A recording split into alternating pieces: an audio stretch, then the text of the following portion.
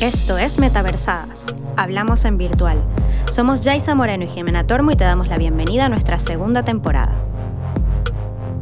En el capítulo de hoy hablaremos de la creación de contenido 3D. Indagaremos en los principales problemas para diseñar entornos inmersivos y descubriremos cuáles son las técnicas que utilizan los artistas CGI. Comencemos. Hola Yai, ¿qué tal? Muy buenas, Jimena. ¿Qué tal? Muy bien, muy emocionada porque creo que este va a ser un capítulo interesante. Sobre todo nos vamos a meter en un tema que para mucha gente es bastante técnico, bastante misterioso, pero creo que además está muy en boga, sobre todo por los avances que se están viviendo en todo en este mundo del CGI o el 3D. Sí, de hecho es un capítulo que a mí me gusta especialmente porque bueno, yo tengo un pequeño background de 3D, ¿no? Entonces me gusta, además, no solamente que me gustaría comentar, ¿no?, todas las implicaciones técnicas y artísticas que tienen estos profesionales y poner el foco. Bueno, mi segunda parte era poner el foco en estos profesionales, ¿no? Porque digamos que en todo el entorno metaverso, en todo el entorno de las tecnologías de la XR siempre, bueno, pues se suele hablar de los proyectos, de hacia dónde va, ¿no? Por mi parte creo que tiene mucho valor darle este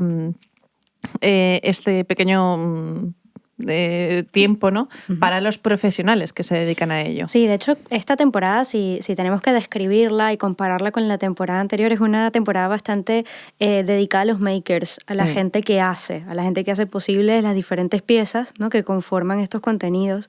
Por eso es una temporada que hace énfasis en los developers, hace énfasis en los artistas 3D, hace énfasis en la gente que hace videogrametría, fotogrametría, todas técnicas que hacen posible pues generar este tipo de contenidos inmersivos.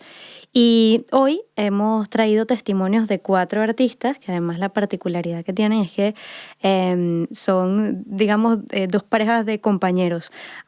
Por un lado, tenemos a artistas que vienen de la vieja escuela del 3D, ¿no?, y que han vivido la evolución desde el software y de la técnica hasta nuestros días.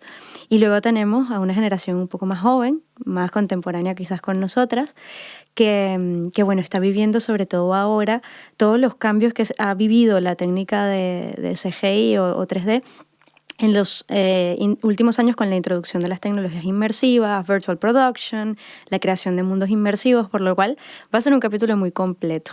Sí, además estas entrevistas están hechas conjuntas, por lo cual tenemos como la entrevista de los seniors, Exacto, que en realidad los 2 seniors a nivel profesionalmente hablando, pero es como de los más antiguos, ¿no?, de más tradicionales, que están hechas conjuntos. Por eso veréis que muchos de los audios los 2 participan como de una manera de debate, lo cual ha sido súper interesante a la hora de generar las entrevistas, ¿no?, porque ellos mismos se han puesto a debatir, y también pasa pues los más contemporáneos. Sí, entonces bueno, para empezar un poco ya en temas, hay 2 conceptos que vamos a nombrar mucho a lo largo de todo este capítulo y necesitamos de alguna manera que la gente los tenga muy claros y sepa lo que son, de cara a entender un poco el hilo que vamos a llevar en cuanto a contenidos, ¿no? Por un lado tenemos lo que es el CGI, ¿no?, que normalmente se utiliza indiferentemente cuando hablamos de 3D, ¿no? CGI se traduce en inglés como Computer Generated Imagery. Estos son imágenes generadas por ordenador o por computadora, ¿vale? Entonces, siempre que hablemos de CGI estamos un poco acortando este término y nos referimos a todo este sector de creación de contenidos tridimensionales. Y luego, por otro lado, tenemos la palabra render, que la palabra render, bueno, se utiliza también en el mundo del vídeo. Es básicamente la generación de una imagen 2D a partir de entornos y contenidos tridimensionales. Básicamente sería una foto o un fotograma, ¿no?, exacto, dentro de un vídeo a partir de este contenido. Cuando vemos las películas generadas en CGI, por ejemplo, bueno, el caso más antiguo, Toy Story. Exacto. Eso ya... Toy Story es, de hecho, está hecha en 1992 por Pixar, y fue la primera película hecha enteramente en 3D. Sí. Exactamente. Es que es mi película favorita, por eso. O sea, tengo como... Mira, no sabía todavía. Sí. Y bueno, ese sería un ejemplo de render justamente. Exacto. Entonces, bueno, para empezar tenemos a Marc Viñas y a Carles Castelví, que son artistas 3D generalistas desde hace 20 años. Están especializados en visualización arquitectónica, aunque bueno, han tocado bastantes palos, ¿no? Sí. En general, y modelado de personajes. Trabajaron de forma conjunta para Forma Design, donde actualmente Carles todavía está trabajando, y bueno, Marc es ahora mismo freelance. Entonces, bueno, son autodidactas. Esto es muy interesante porque lo que nos cuentan ellos es que en los inicios había muy poca información sobre el mundo 3D. Sí, de hecho no había nada. Ellos No había empezaron bueno, nos contaban que cuando empezaron a estudiar esto que venía, o sea, a lo que es el 3D, no había nada, no había ni siquiera, o sea, cuando empezaba la era de Internet ellos empezaban a hacer 3D. Imaginaros los programas que antes eran, por ejemplo, el 3D Studio, que mucha gente sabe cuál es, ahora mismo estamos por la versión 20, 30, no sé cuál, ni idea, ¿no? Pero antes era 3D Studio 1, 3D Studio 2 y luego era 3D Studio Max. O sea, es como ellos empezaron a generar ese, bueno, totalmente autodidacta, esa forma de hacer 3D. Exactamente. Entonces, claro, ahora vamos a tratar de retrotraernos, ¿no?, a esa época o inclusive a situaciones que todavía suceden con respecto al 3D y al CGI en algunas situaciones de proyectos con clientes que vienen de áreas diferentes y que no están familiarizadas con personas que no están familiarizadas con este tipo de proyectos. Entonces vamos a escuchar el testimonio de Marc sobre un cliente que les pidió una cosa en particular a Carles. En la empresa en la que conocí a Carles, que a un compañero le dijeron si no podía arrastrar una imagen de Pinterest directamente a la escena 3D. Ah, sí. Sí, es verdad, es verdad. Y nuestro compañero le tuvo que decir a esa cliente que no, que eso no se puede, que ella tenía que elegir y que nosotros modelaríamos el mueble o lo buscaríamos o lo buscaríamos en una biblioteca. Y la mujer esa se quería que realmente cogíamos las cosas de las fotos y las colocábamos en un programa y ese programa lo hacía todo en 3D automático. Y no, o sea, no es así. Entonces hay clientes que lo valoran mucho, que incluso te llaman, te felicitan, te agradecen, y luego hay clientes que no le dan la más mínima importancia, que es una cosa que, bueno, pues que toca hacerla y la encargan y les da igual. Y luego hay clientes que se quieren implicar en el proceso. Que eso está bien, es de agradecer, pero también es peligroso, porque los clientes suelen ser arquitectos que sí saben de arquitectura, pero la mayoría no saben ni de fotografía ni de imagen bonita. Y ni de arquitectura. Bueno. No. Hablando en plata. Empezamos polémica ya. No, esto es un debate muy grande, porque realmente es que esta figura del artista 3D contiene un montón de aspectos que, bueno, los iremos describiendo a lo largo del capítulo, ¿no? Todos esos conceptos que se separan un poco de lo que fuera del sector 3D la gente se imagina que hacen, ¿no? Porque si estás haciendo pues a lo que ellos están más especializados, ¿no?, que es visualización arquitectónica, eso no significa que sean arquitectos. Trabajan con arquitectos y los arquitectos le dan ciertas nociones, pero es que, claro, lo que hacen es tienen unos conocimientos, pues, de visualización del espacio para generar todos los props, ¿no? Los props se refiere a los modelos, ¿no? Y los entornos. Y luego, aparte, pues tienen conocimientos artísticos, como si fueses un pintor, de color, de anatomía, si vas a hacer modelado de personajes. Es decir, que esta particularidad que tiene el artista 3D muchas veces tiene muchos más conocimientos de lo que nosotros nos imaginamos vistos desde fuera. Y que no en el 3D no es nada automático. No, totalmente. No es arrastrar una imagen en un programa y sale solo, en absoluto. Totalmente. Además, hemos puesto un poco este audio inicial porque justamente ahora es cuando vamos a empezar a desmenuzar precisamente todo lo que forma parte de este rol y todo lo que hace posible, este tipo de técnicas hacen posible dentro de las diferentes industrias relacionadas con el mundo tridimensional.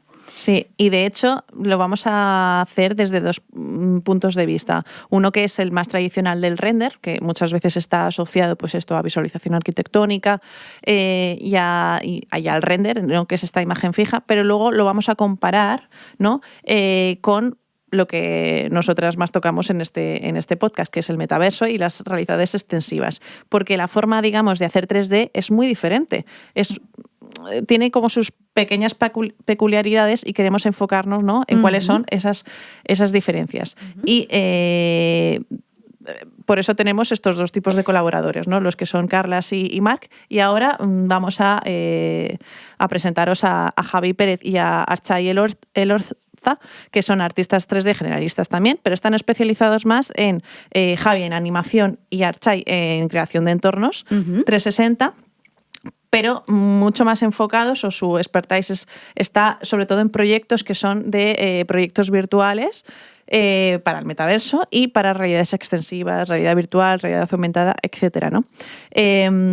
Entonces, vamos a escuchar a Artxai cómo él les vino la palabra metaverso y cómo empezaron a generar proyectos. Con la pandemia pues empezaron a surgir mucho, o sea, el cliente empezó a pedir mucho metaverso, por así decirlo, que llaman ellos, que denominaron también en la empresa brandverso, que era como, ¿no?, el metaverso de la marca. Y hemos hecho varios, pues empezamos, bueno, ya cuando todavía ni tan siquiera sabíamos que era el metaverso, que era un proyecto que era Cornerstone, que era una aplicación en la que se juntaba vídeo 360 con gafas, con entornos en tercera persona. Bueno, esta aplicación que de hecho ya la hemos hablado en varias ocasiones, yo hice la parte de diseño, Artxai hizo la parte del 3D, ¿no? Y es un metaverso, pero en su momento no lo llamábamos metaverso, lo llamábamos... es una plataforma virtual. Exacto, no. Bien visto, ¿no? En el sentido de que muchas empresas van en plan, genérame quiero mi metaverso de la marca X, ¿no? Entonces ese concepto erróneo de quiero mi metaverso, quiero mi plataforma, ¿no? Pues este es un pequeño ejemplo, ¿no? Entonces, ¿cómo se diferencian un poco lo que se suele hacer con un render normal a lo que es un entorno ya 360 o de realidad virtual, ¿no? Digamos que la parte de realidad virtual es lo más interesante en el sentido, digamos, del espacio, ¿no? Porque es lo puramente 3D, ¿no? Cuando tú haces un render, sacas una imagen fija, pero cuando haces un proyecto en realidad virtual, realmente tú estás dentro de ese entorno virtual 360, ¿no? Que lo hablamos en su momento en el capítulo de interacciones, ¿no? De cómo nosotros podemos estar dentro de esos entornos. Pero claro, cuando hablamos de cómo se genera, ¿no? Sobre todo Vídeo 360, que es lo más sencillo, ¿no? El entorno 360. Y ahí hay una relación muy estrecha entre lo que es hacer Vídeo 360 y cómo se genera un entorno, ¿no? El resultado final es muy similar. Sí. Vengo un poco a comentar esto de cómo se genera ese entorno, ¿no? Cómo se genera ese llamémosle mundo virtual, ¿no? En el que tú estás inmerso, porque Javi comenta un poco cómo fue sus inicios a la hora de ponerse a hacer un entorno. Vamos a escucharlo. Claro, o sea, yo no había hecho un render, o sea, no tenía ni idea de cómo se hace un render en 360, o sea, no sabía ni que existía la posibilidad en este caso trabajábamos en Max y de hecho el que me lo explicaba era Paco Bastida, que ya no está, y Artxai, que también entendía de render, y entre los dos me explicaron los settings, dónde estaba para poder hacer un render en 360, porque yo no sabía cómo se tenían que hacer las cosas para unas gafas. Estás acostumbrado a trabajar y como mucho haces un render en la resolución que sea, pero no, pues suele ser en 16:9 o en una resolución cuadrada, pero nunca un 360.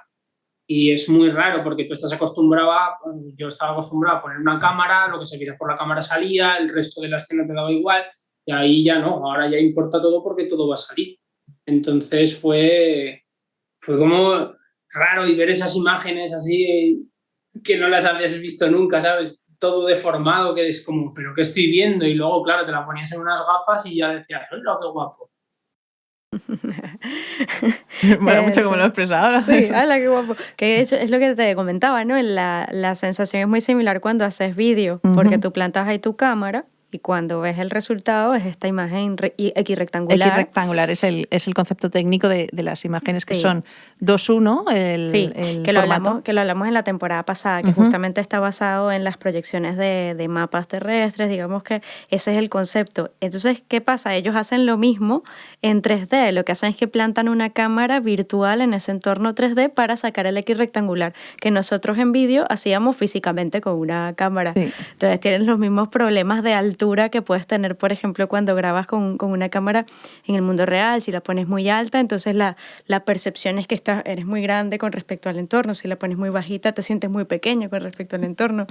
Este tipo de cosas, pues digamos que me parece interesante porque las sufrimos tanto los que Sí, sí. hacíamos vídeo como... Claro, porque cuando los de estábamos 3D. haciendo 3D, no dejamos de...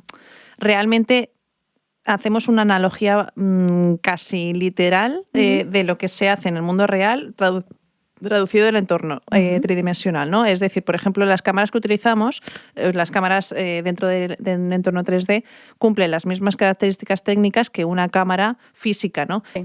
Tienes el FOV, tienes el ISO, tienes la profundidad de campo, tienes las luces, tienen todos los conceptos de una iluminación, por ejemplo, artificial, ¿no? Tienes el dimmer, o sea, tienes todo aquello que tienes en un estudio fotográfico en este aspecto, pero luego a nivel de físicas pasa lo mismo, a nivel de animación pasa lo mismo, ¿no? Todos los, por ejemplo, los conceptos de los 12 principios de la animación los aplicas dentro de este entorno tridimensional para generar las animaciones, que también lo contaba Javi, que está más especializado en eso, ¿no? Sí, entonces, bueno, al final hay un tema aquí que es, hay todo un desarrollo de entornos, pero dependerá del tipo de producto final que estemos generando, el tipo también de técnica que utilizaremos para generar este producto. Entonces, hay una gran diferencia entre trabajar para un proyecto VR y trabajar o hacer un render específico de un entorno, que va a ser un entorno probablemente, como les pasa a Carlas o a Marc, de repente arquitectónico. Vamos a escuchar cuál es la diferencia para ellos de generar esta escena 3D dependiendo del producto para el que se esté trabajando. La gran diferencia que hay en el render y en la realidad virtual, ¿vale? En el render es un teatrillo. Es decir, yo la imagen que quiero enseñar, por detrás puede estar todo vacío. Y pongo un árbol para que me haga una sombra, o pongo no sé qué para, ¿vale? Sí. Claro, si este proyecto es para render o para un vídeo, pero que es renderizado, yo me invento, yo cada toma la trabajo como me da la gana, ¿vale? Y pongo lo que quiero para hacer el teatrillo. Claro, si es para realidad virtual y tengo de girar, puedo girar la cabeza a 360 grados, tiene que estar todo perfecto. Sí. Por eso, ¿no? Creo que lo que es un proyecto para render y un proyecto para realidad virtual, hostia, es una gran diferencia. Es mucho más trabajo para la realidad virtual. Sí, sí, es mucho más trabajo, mucho más tedioso. Y es lo que dice Carlas, es verdad que es que un render es como un teatrillo y te permite jugar y hacer cositas, pues como eso, meter un árbol fuera de plano, pero que te proyecte sombras sobre una fachada. Y eso son cosas que son detalles que están muy bien. Son agradecidos de hacer y es curioso trabajar así. Realmente a mí me gusta más el render, pero sí que es verdad que el resultado final, cuando estás en una buena VR, lo flipas, sí. Claro, aquí está la diferencia a nivel de experiencia de usuario del trabajo fotorrealista que puede tener un render, que juegas con esas micropercepciones, ¿no? En estos juegos que comentan ellos, que claro, como artista te puedes lucir un poco, ¿no? Poniendo sombras aquí y allá. Que en la realidad virtual no puedes lucirte tanto, pero tienes ese poder inmersivo que no tiene un render. Entonces, aquí hay una de cada en cada sitio. Y que se parece mucho al proceso de creación de vídeo 2D y vídeo 360 también. Sí, exacto. Yo hago mucho la analogía, porque como vengo del otro campo, pues... Y es eso, cuando tú tienes que grabar un vídeo 2D, puedes jugar con reflejos, puedes simular una ventana que se refleja, unas persianas que reflejan sobre la cara de la persona, puedes, jugar a crear la imagen desde fuera con elementos que quizás en un rodaje 360 no te puedes permitir, precisamente porque todo es visible. Claro. A menos que hagas un plate, pero bueno, ahí ya entramos en otros temas técnicos. Pero bueno, creo que es interesante cómo la técnica virtual bebe mucho también de la técnica del vídeo. Cuando capturas la realidad, tienes muchas técnicas similares al momento de capturar la realidad 3D o la realidad virtual, ¿no? que estás generando. Sí, y de hecho, si nos centramos más en la realidad virtual como creación de ese entorno, muchas veces, todos los artistas necesitan como algo que les ayuda mucho en su trabajo, tener las gafas en el momento en el que están generando el 360, el entorno, ¿no? Porque aunque tú generes un entorno, los entornos muchas veces se generan en programas de Studio Max, Blender, cualquier tipo de programa 3D, pero son programas procedurales y son programas que tienen unas unidades muy concretas, que si, por ejemplo, en Unity un cubo es 1 metro por 1 metro por 1 metro y es esa medida exacta. Si tú estás haciendo un entorno arquitectónico y las paredes te miden 3 metros, pues tú pones 3 cubos y son 3 metros. Eso es exacto.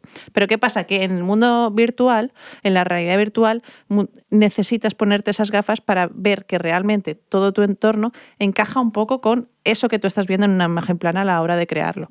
Y vamos a ver cómo lo comentan Archai y Javi de sus percepciones y qué cosas pasan a la hora de generar entornos 3D.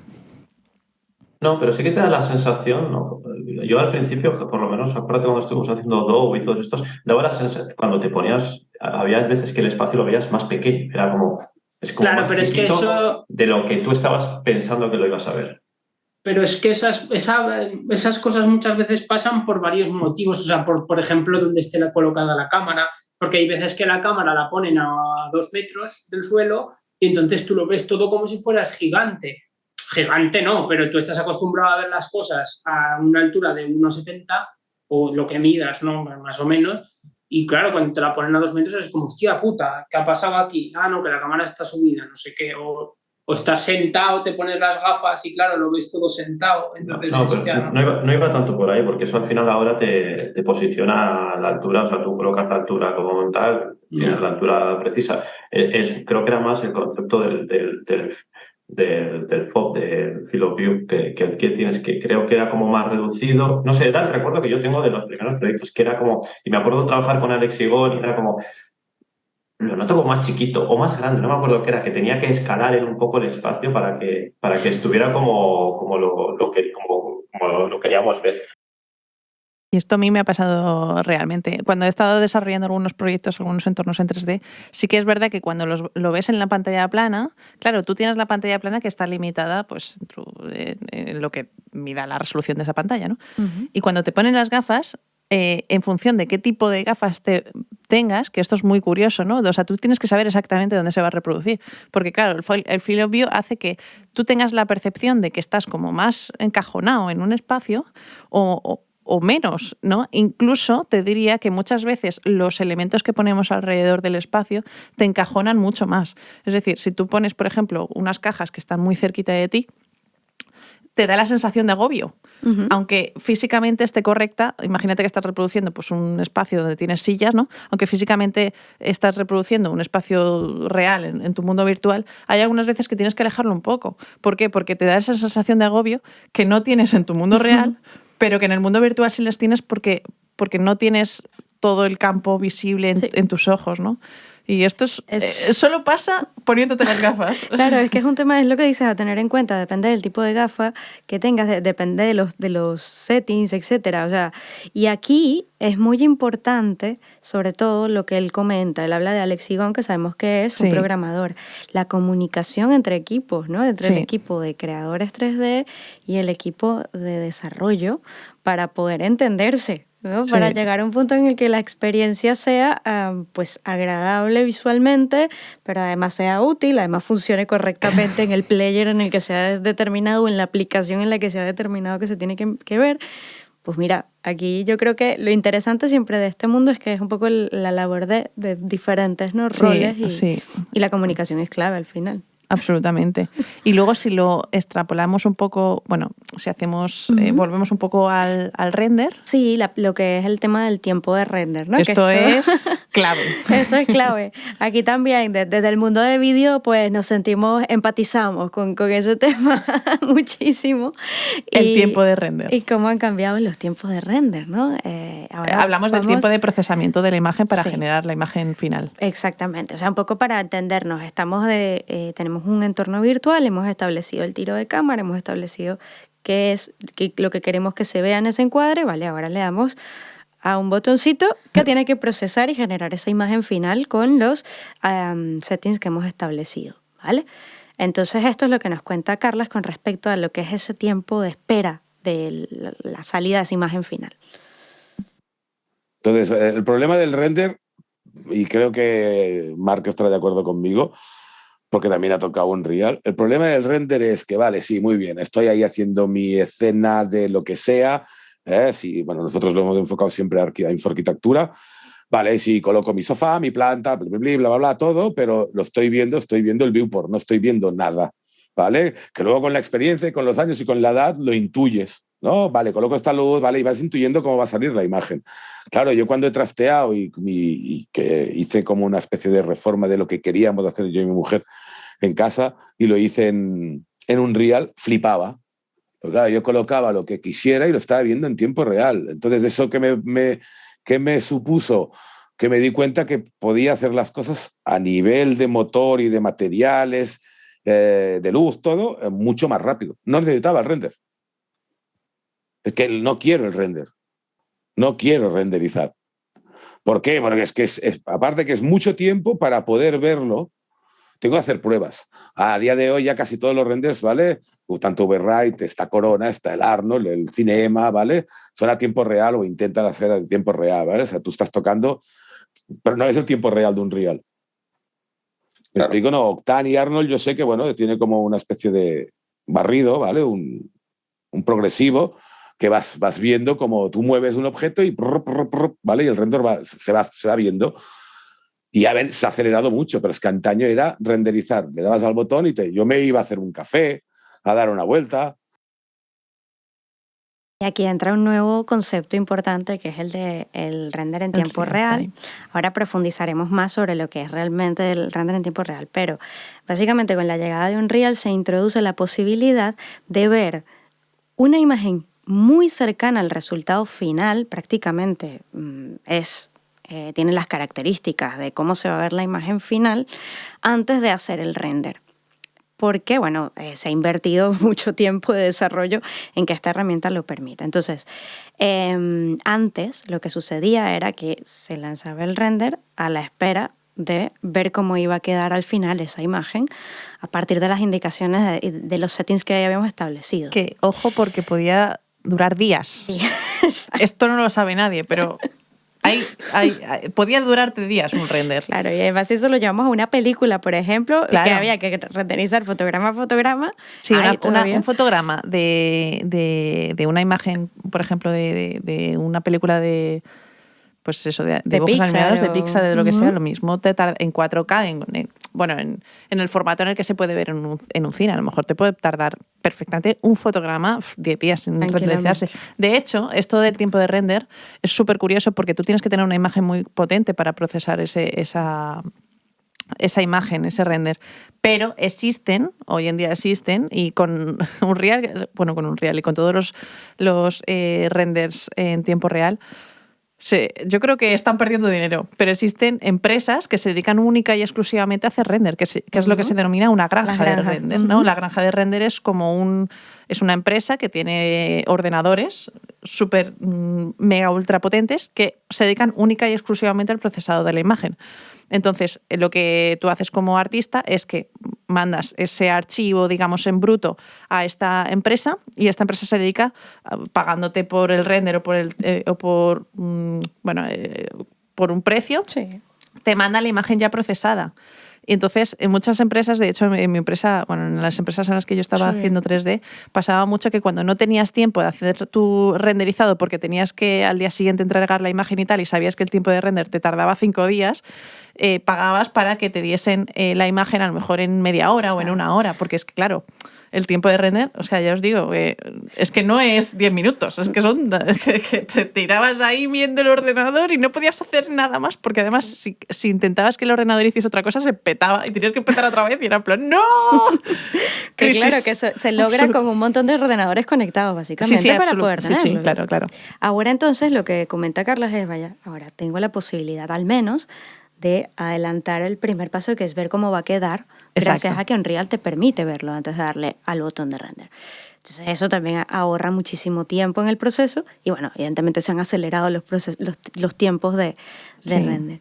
Ahora, cuéntame un poco del tema de la calidad gráfica. Exacto, porque muchas veces, claro, esto es el tiempo de render que te da una imagen fija, ¿vale? Y hablamos de la diferencia entre, digamos, una iluminación fija y una iluminación en tiempo real, que ahora entraremos en detalle, ¿no? Ahora después. Pero antes de entrar en eso, quería diferenciar un poco entre lo que es una aplicación, bueno, un resultado render que no deja de ser una imagen, ya está, o un vídeo renderizado, que es un vídeo, le das al play y ya está, que te lo puede reproducir, entre comillas, cualquier tipo de ordenador.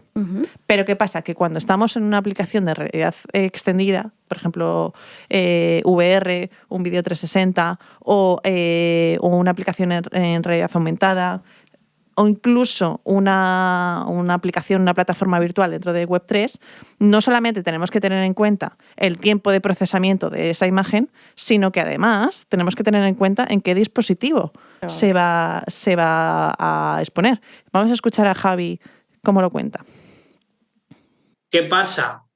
Que sí, esto es un poco como los videojuegos, ¿no? Hay veces que se tienen que hacer diferentes calidades gráficas, porque igual un ordenador de hace 10 años no va a poder abrir una Web3 como un ordenador de ahora, entonces es como cuando tú juegas a un juego con los gráficos bajos. Pues claro, si tienes un ordenador de hace 10 años, tienes que tener los gráficos en más bajo para que la web te vaya. Entonces, obviamente, si tú lo estás viendo todo el rato con todo en alta y lo ves luego en un ordenador de todo en baja, pues ahí sí que vas a notar una diferencia de flipar porque todo pierde calidad.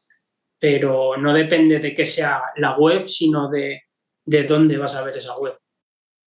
Y esto me viene un poco a la memoria, un caso muy concreto que lo vi en un vídeo de Real o Virtual, que hablaron sobre los avatares, la calidad gráfica de los avatares de Meta, ¿vale? Y cómo han ido bajando su nivel de calidad progresivamente de la idea inicial que tenían de hacer unos avatares preciosos y maravillosos y renderizados estupendamente, que sean la imagen y semejanza de un avatar real, pues no, ahora son cabezudos y son casi tres polígonos que ves ahí el cartón.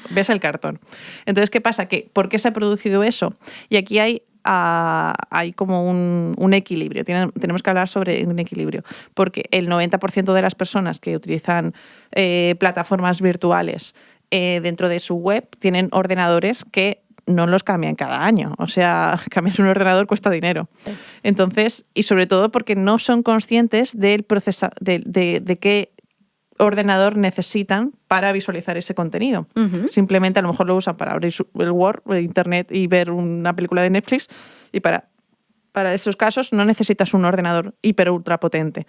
Pero si estás visualizando cosas en la Web3 que realmente están en real time, ¿no? Que se está procesando en ese momento, y tiene entornos tridimensionales que lo estás visualizando en ese momento, como no tengas baja calidad de los gráficos, que esto sí que hacen ese proceso, que ahora hablaremos de ello, los artistas 3D, no se va, o sea, va a ir como a saltos, ¿no? Sí.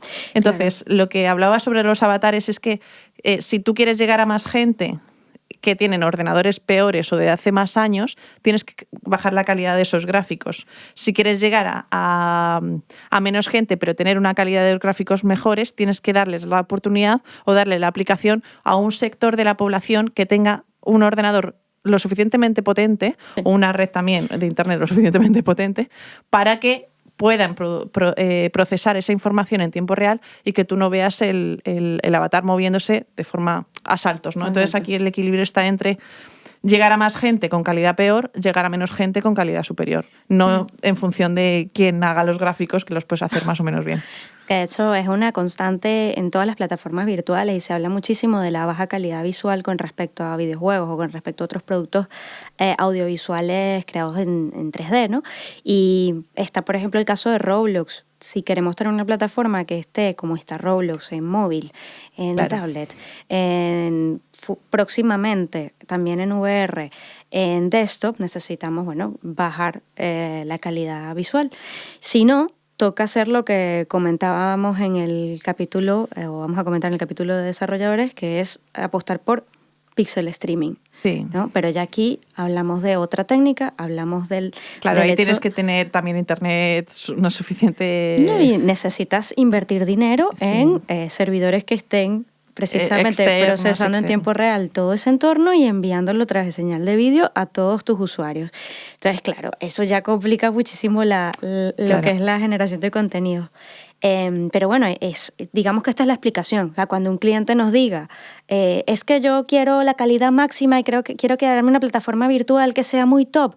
Y para todo el mundo. Y para todo el mundo, y para todos los dispositivos. Y que, bueno, no. Es como no existe nada bueno, bonito y barato y multisensorial, y multiplataforma y multiuniversal. O sea, no te flipes. Por algo Nike se va a hacer una plataforma aquí en vamos Roblox. a tener que reducir cositas. Por algo Nike se va a Roblox, Gucci se va a Roblox y son gente que tiene mucha pasta. O sea, podrían hacerse algo muy top. ¿Pero por qué no lo hacen? Porque quieren llegar a mucha gente. Es que es esto. De hecho, has puesto el ejemplo de los videojuegos. Los videojuegos tienen mucha capacidad visual, o sea, la calidad es extraordinaria, pero ¿qué pasa? Que los videojuegos para móvil no tienen capacidad extraordinaria porque el móvil no lo puede reproducir en tiempo real. Muchos juegos tienen muchísima capacidad porque están pensados para consolas que ya la propia consola te marca la limitación, ¿no? Es decir, no o sea, la consola, por ejemplo, si es PlayStation o es Xbox, la consola ya está delimitándote en plan hasta aquí, ¿sabes? Entonces haces el videojuego para hasta aquí. Y si hasta aquí es ya un buen formato, pues adelante. ¿Sabes? O sea, de ahí para abajo. Luego superior, pues ya haremos Play 5, Play 6, Play 7 y Play toda la que sea. Y sobre todo eso universaliza. De hecho, claro, lo que comenta Javi es un poco que tú puedes cambiar los gráficos por ejemplo, para videojuegos que son de ordenador, porque la mayoría de los gamers tienen ordenadores súper potentes. Claro. O sea, hoy en día los que tienen los ordenadores más top son los gamers, porque quieren realmente esa calidad gráfica y a partir de ahí ya van bajando, digamos, la calidad adaptándose a los diferentes dispositivos. Pero existen videojuegos que realmente, si no tienes un ordenador, vamos a decir, medio bueno, o sea, ya directamente te lo dicen, en este videojuego no se te va a reproducir porque han decidido apostar por la calidad, no por el hecho de llegar a un ordenador de hace 20 años. Claro. No, y que además ese nicho sabemos que da por sentado, o sea, se da por sentado que quieren eso, además tienen unos markets específicos, una serie de dispositivos como puede ser equipos como puede ser una Xbox, una Play, donde ya hay un market que está creado para ese tipo de consumo. Entonces, ya sabes que allí es donde se va a vender ese tipo de contenido. Si lo que quieres es hacer una plataforma virtual para el futuro metaverso, pues todavía habrá que esperar para poder tener esa calidad gráfica. Aunque se está mejorando. Sí. Entonces, como estamos hablando un poco de las diferentes calidades que vamos a tener en función del dispositivo, vamos a ver qué cantidad de procesos de optimización realizan los artistas 3D, que este audio es un poco técnico, lo vamos a desgranar. Sentaos, porque tiene mucha amiga, pero bueno, vamos a escuchar un testimonio de Archai de una optimización completa para proyectos de realidad extensiva. O sea, tú modelas el objeto, lo modelas en High Poly o obtienes un modelo en High Poly, entonces después haces la retopología en Low Poly, que sería pues reducir la cantidad de polígonos y que aún así se vea bien. A posteriori lo que realizarás será el vaqueo de normales, vaqueo de textura. El vaqueo de normales es que dentro de... Bueno, harás las UVs previamente para poder tener un vaqueo, para poder tener las texturas. La UV es el desplegado de la geometría, de la malla, el desplegado de la malla, como si quitaras la etiqueta de un yogur, por así decirlo. Entonces tú desplegas la textura y entonces ahí ya tendrías toda la información de color que obtiene la malla. Creo que aquí es muy importante, en primer lugar, empezar a explicar qué es un high poly y qué es un low poly, ¿no? Los objetos 3D están compuestos de polígonos, ¿no? Que son las pequeñas figuras planas que al final conforman esta figura tridimensional que tenemos, ¿no? Entonces, al final lo que estamos buscando cuando pasamos de un high poly a un low poly es bajar esa cantidad de polígonos, porque a mayor cantidad de polígonos necesitas más poder de procesamiento de esa información en el ordenador donde vayas a correr o donde vayas a renderizar esa pieza, ¿no? Entonces, un poco lo que comenta Archai es justamente cómo podemos mantener el resultado visual, la calidad visual, bajando la cantidad de polígonos que conforman ese entorno, ese objeto 3D. Cuando lo metes en un motor de juego, cuantos más polígonos tengas y cuantas más texturas tengas, más requisitos te va a pedir. Entonces tienes que bajar los draw calls. Para bajar los draw calls también lo que se puede hacer es optimizar esas texturas, que no sean 4K, sino que sean 2K, o incluso que sean 4K, pero que contengan muchos objetos dentro de esa misma textura. O sea, toda la textura que estábamos hablando que contengan dentro de eso, generar un atlas, por así decirlo. Y a mayores también lo que puedes hacer incluso es vaquear la luz desde fuera de Unity con una iluminación realista para que dentro de Unity tengas en tiempo real, vaya corriendo en tiempo real, una iluminación realista como la que estuvieras viendo en Blender. Y no tendrías que estar pensando en luces en tiempo real en Unity. Eso sería todo un proceso de optimización a saco. Luego, además, dice una cosa de la creación del Atlas. Imagínate que no tienes un objeto, sino que tienes 300. ¿Vale? En lugar de generar una textura para esos 300, ¿no? Una textura que imagínate te ocupe 1024 por 1024 o el tamaño que sea, ¿no? Imagínate que ese objeto lo vas a ver súper lejos, ¿no? Entonces no te hace falta que ese objeto tenga esa... Ese es el siguiente punto, el level of detail. Sí, no. Pero para la generación del Atlas, ese objeto, imagínate que no necesitas calidad. Pero a lo mejor hay 300 que no necesitas esa calidad. Pues esos 300 van a compartir la misma textura. Y eso es la generación del Atlas. Vale. De manera que yo le digo, ese objeto es de estas texturas, ese objeto es de esta, ese. Okay. Entonces he utilizado una textura en lugar de 300. Okay. Para un ordenador es mucho más rápido procesar una textura más o menos grande que 300 pequeñas. 300, que vale. eso reduce una cosa que he comentado también, unos draw calls. Los draw calls son las llamadas a la GPU, al ordenador, para decirle, oye, hazme esto, ¿no? Es una cadena de órdenes. Entonces, si reduces todo eso, hace que el procesamiento sea muchísimo más rápido. Y son como mini técnicas, 800 millones de técnicas que son las que comentan para optimizar. Archai. Y luego habla de la iluminación, que ahora entraremos en detalle. Esa es otra historia. Más o menos creo que lo he explicado. No, súper bien, súper bien. Para dummies. Exacto. Pero ahora además el proceso de optimización está muy relacionado con otra técnica que es precisamente la del level of detail, ¿no? El level of detail, y esto lo habrá habido mucha gente que juega videojuegos. Sí. Que vas, por ejemplo, avanzando por un camino que tiene a los lados árboles, ¿no? Y tú ves a lo lejos en el horizonte que esos árboles se extienden hasta el fondo. Sin embargo, tú a medida que vas avanzando vas viendo cómo los árboles que tienes más cerca se van viendo mejor en cuanto a calidad. Los ves mucho más detallados que los que tienes más al fondo. ¿Por qué? Porque se emplea una técnica que se llama level of detail, que es generar un mismo modelo con diferentes calidades en cuanto a polígonos, ¿no? Va del high poly al super low poly, a veces hasta el billboard, que billboard es una imagen plana del objeto. Entonces, ¿qué pasa? Lo que sucede es que básicamente esto se hace para optimizar precisamente el proceso de renderización en tiempo real de los videojuegos.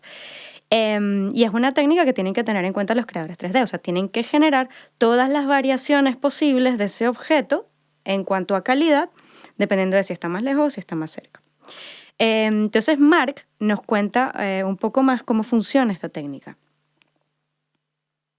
Cuando tú estás muy cerca de un objeto del juego, porque claro, los slots no son para render, sino son para juego, o para la realidad virtual, ese objeto se representa con todos sus polígonos. A medida que te vas alejando, no necesitas esa cantidad de polígonos porque no estás viendo todos los detalles. Por ejemplo, una estatuita, estás muy cerca, vas a ver los párpados, le vas a ver los poros de la piel. A medida que la cámara se aleja o tú te alejas de ese objeto, no vas a ver ni los párpados ni los poros de la piel, vas a ver el volumen. Y con eso, eso se hace con los LOT. ¿Vale? A medida que tú te alejas de ese objeto baja de polígonos porque es absurdo mantener ese poligonaje tan alto y eso ayuda a economizar y a la fluidez de la escena. ¿Sabes qué sucede? Una cosa que hizo Unreal 5 fue muy interesante y es que introdujo los LOT dinámicos.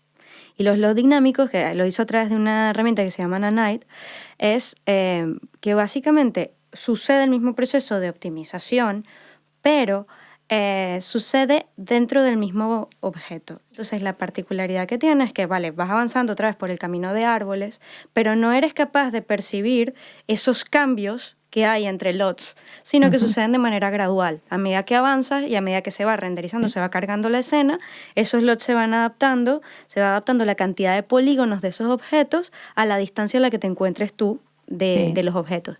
Y una cosa que introdujo Unreal 5.1 fue el follaje en el tema de los LOTs. Hasta antes de Unreal 5.1 no existía esta técnica para el follaje y entonces siempre el follaje hablamos de los árboles, de la vegetación. Las plantas, ¿no? Siempre cantaba un montón. Entonces se introdujo por primera vez y lo interesante es que, bueno, uno, cuando lo ves en los árboles es bastante impresionante porque hay un cambio importante con respecto a lo que sucedía antes y por otro lado también se cumple, ya no tienes, por ejemplo, los billboards y por lo tanto el follaje deja pasar la luz, tienes lo que hablamos de la técnica del surface scattering en la temporada pasada, se mantiene porque el follaje al final está en una resolución en una cantidad de polígonos bastante alta. Es curioso, ¿no? Estas pequeñas técnicas de optimización que hacen los artistas para intentar mantener la calidad gráfica sin haciendo que los proyectos, digamos, en realidad virtual, en este caso, sigan corriendo, ¿no? Se sigan procesando sin ningún tipo de problemas para los usuarios, pues esto, manteniendo esa calidad gráfica. Es un...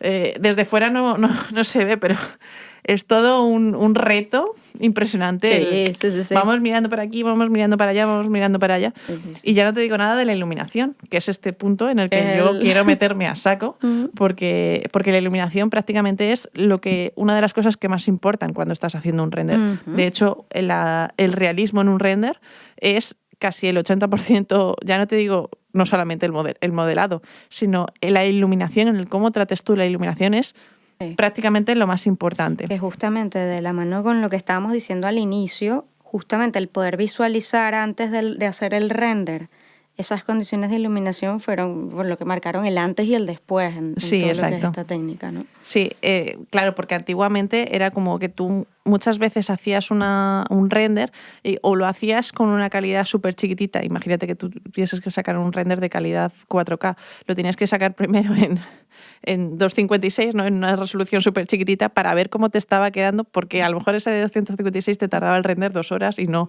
3 días. Y luego además hay otra técnica para hacer el render que es utilizar trocitos, ¿no? En que en lugar de procesar toda la imagen, procesas solamente el trozo que te interesa ver. Claro, ese trocito porque dices aquí hay un fallo, ¿no? Y luego, bueno, más o menos los artistas, pues lo que decía Carlas, vas ideando un poco cómo te va a quedar la iluminación. Pero claro, de hecho, Carlas y Marc comentan en sus inicios, ¿no? De cómo empezaba la iluminación. La iluminación al principio era una iluminación de skylight. ¿Eso qué significa? Que tú tenías solamente una luz que proyectaba sitios y ya está, ¿no? Y luego empezó la iluminación más con luz indirecta, etcétera, ¿no? Vamos a escuchar a Javi, que explica muy bien cómo funciona la luz. La luz funciona de tal manera que un objeto que emite luz, ya sea el sol o ya sea una bombilla, tira rayos y esos rayos van rebotando en las superficies, ¿vale? Por eso vemos las cosas como las vemos y por eso vemos los colores como los vemos, porque los rayos rebotan, no se quedan, no llega un rayo a una mesa y se queda, no, rebota y rebota en la pared y rebota en el techo y vuelve a rebotar en la mesa. Eso es como funciona la luz la luz en nuestra vida, ¿vale? Entonces, un motor de render recrea esa luz y tú los parámetros que puedes tocar son los rebotes de la luz, la cantidad de rayos de luz que salen de cada fuente de iluminación que tengas, y cuanto más rebote y más rayos, más iluminación, o sea, más correcta será, pero más te va a costar que se genere la imagen porque tiene que hacer muchísimos más cálculos. Entonces, en tiempo real, hasta hace muy poco, eso no se podía hacer. Tú tenías una luz y la luz iluminaba y hacía una sombra. Fin, no había rebotes, no había nada. No iluminaba más, porque era falso, porque así por eso los juegos se veían como se veían y por eso ha sido siempre así. Pero desde que Unreal sacó el Lumen, lo que han hecho es que esta manera de cómo funciona la luz en la realidad de rebotes lo tengas en tiempo real y emulan los renders que tanto cuestan, pero te lo están calculando al momento. Es que, claro, esto, lo que está haciendo ahora el tiempo real es lo que pasaba, digamos, con el render en su momento. Primero teníamos la iluminación, luego VRay, que es el motor de render por excelencia, hay un montón, ¿no? Pero VRay se utiliza hoy en día muchísimo, sobre todo para visualización arquitectónica. Claro, empezó a introducir factores físicos que afectaban a lo que es la iluminación. Y eso hizo que el cambio de una iluminación de pegote a una iluminación realista fue bestial, ¿no? Y hay un montón de técnicas, un montón. Entonces, ¿qué pasa? Que esos rebotes lo que producen es que se contaminen los objetos con esa iluminación, ¿no?